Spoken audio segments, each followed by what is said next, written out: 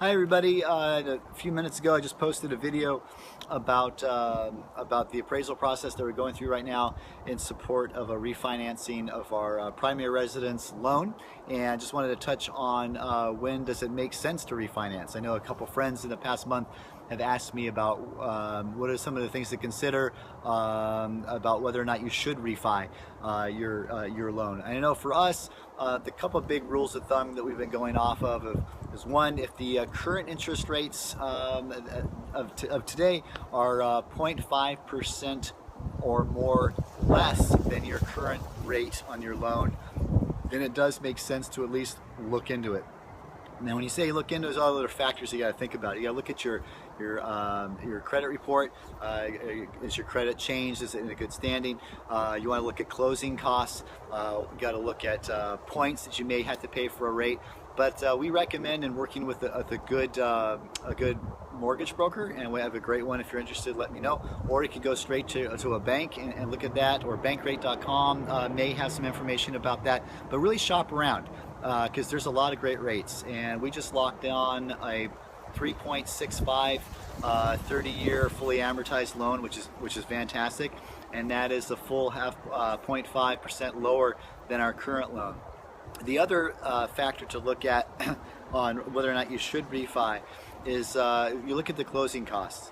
And if the difference between your current loan payment and the refinance payment, if that delta, if you will, if that savings per month over 1 year period is equal to or less than, equal to or more than your closing costs to refinance, it makes sense to do that.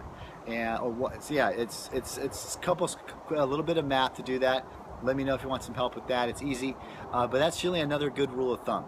So if those two factors, 0.5% and that your savings is more than your closing costs over a 1 year period, it makes sense to do that.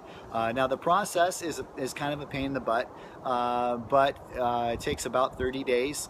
You got to submit all your paperwork, all your W-2 income, your 1099 income if you have that, your savings accounts, your credit report, all sorts of interesting, goofy stuff that a lot of these lenders are asking for. It gets really personal pretty quick, but you got to dig in and do it.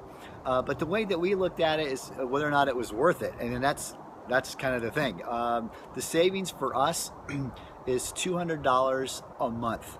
And to some people, $200, to us as well, $200 is $200. That's a lot of money. You should take advantage of that as much as you can. Some people look at that as one dinner out a month, so that might not be worth it.